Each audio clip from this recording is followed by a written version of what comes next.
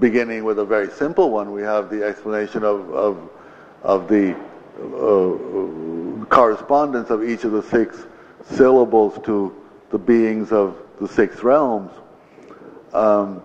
This suggests that we need to understand, or at least that it helps to understand, what the mantra means when we chant the mantra.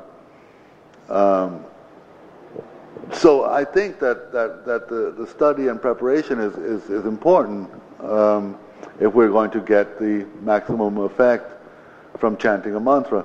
I'll give you another example. We are talking about the mantra of great compassion here. You may also have noticed the mantra of the perfection of wisdom. Tajata om gate gate paragate parasamgate bodhisvaha.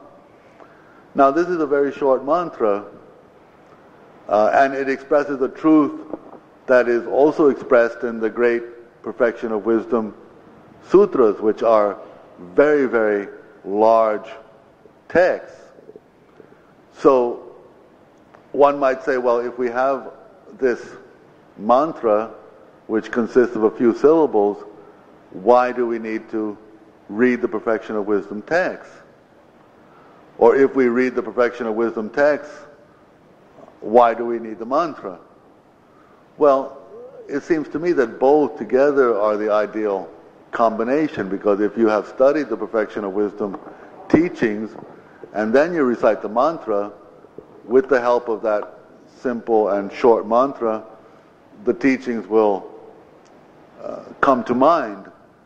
That mantra will serve as a key, if you like, as a cipher, as a reminder of all the vast teachings in the perfection of wisdom discourses. So in the same way, the compassion mantra will serve as a key to the understanding of compassion, to the compassion that one has developed through cultivating the mind. The key idea in Buddhism is cultivation. And cultivation, if you think of it in its basic sense, as in when we cultivate a garden, it doesn't require just one action. It requires a combination of actions. You need to prepare the soil. You need perhaps to mix some additional minerals or for instance sand with the soil if it happens to be predominantly clay. You need to water the seedlings. You need to make sure that they are protected from the wind and rain and so forth. You need to do a lot of things before you can use the miracle grow, so to speak. And in the same way, if a mantra or a sadhana is going to be really effective, and I'm using the I don't know whether you all are you all familiar with Miracle Grow here? I don't know whether it's a fertilizer which guarantees you get very large fruits and vegetables very quickly. So before you use the high-powered fertilizer, which is the mantra or the sadhana, you need to prepare the ground and you need to take care of the plants. Then the fertilizer will have its full effect and will work more certainly to guarantee the fruits that you want. So I think it's important to develop compassion with a variety of approaches. Thank you. Peter, does it make any difference whether we chant Om Mani Padme Hum or Om Mani Padme Hum? Thank you.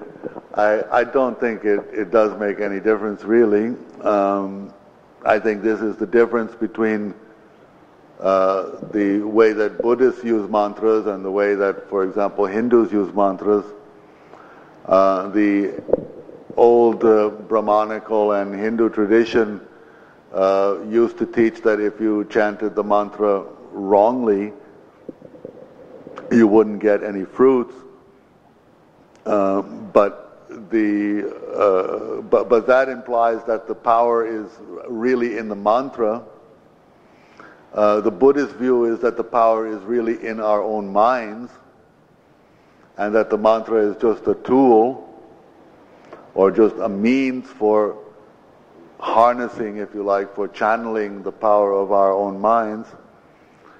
So some difference in pronunciation of the mantras, I don't think is critical. I don't think it makes a difference.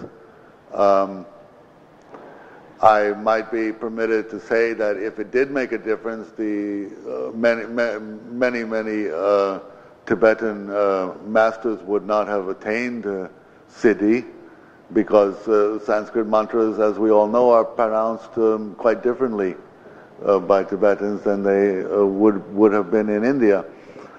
So I don't think the pronunciation is the important element in the recitation of the mantras.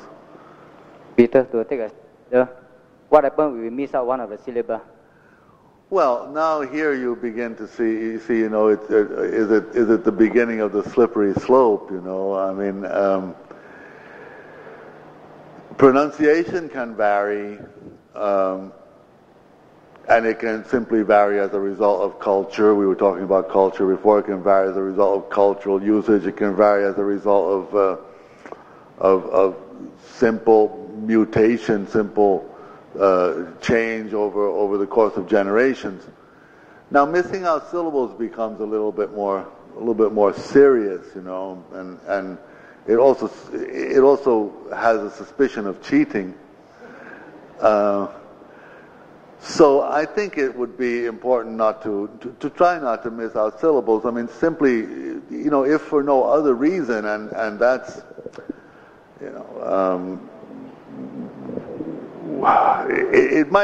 the mantra might very well work, even missing one or two syllables, if you have all the other elements that you require, such as concentration, such as understanding of the significance of the mantra, such as perception of the mantra similar to an echo and so forth. If you have all the other elements, even missing a syllable or two, the mantra might work. But I think the point here is that a practice, if you start to do a practice, you should try to do it right.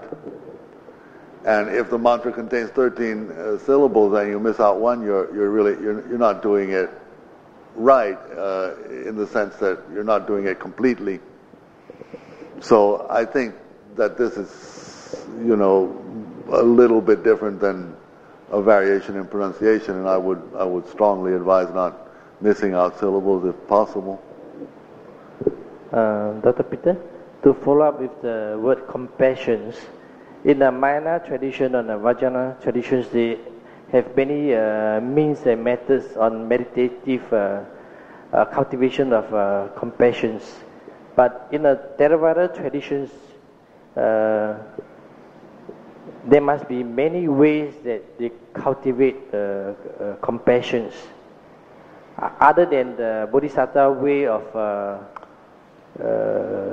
the speedy enlightenment. But I believe the Theravada traditions, they also have many means and way of cultivating a compassion. Otherwise, the Buddha's teaching would be void. So can you give some example? Yes.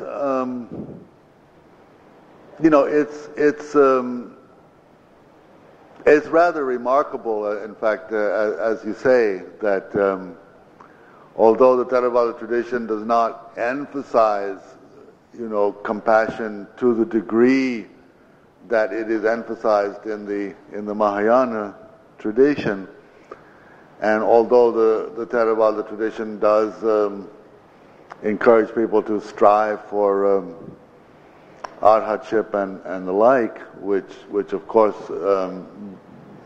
does not have the equipment to benefit other sentient beings equal to the equipment possessed by a Buddha. But notwithstanding this, we do have a strong element of compassion even within the Theravada tradition, and this goes right back to the time of the Buddha. We can think of a number of occasions, but perhaps this is one of the best instances of compassion in the early teachings of the Buddha, when the Buddha asked the monks to go forth each in a different direction for the good of the many, for the happiness of the many.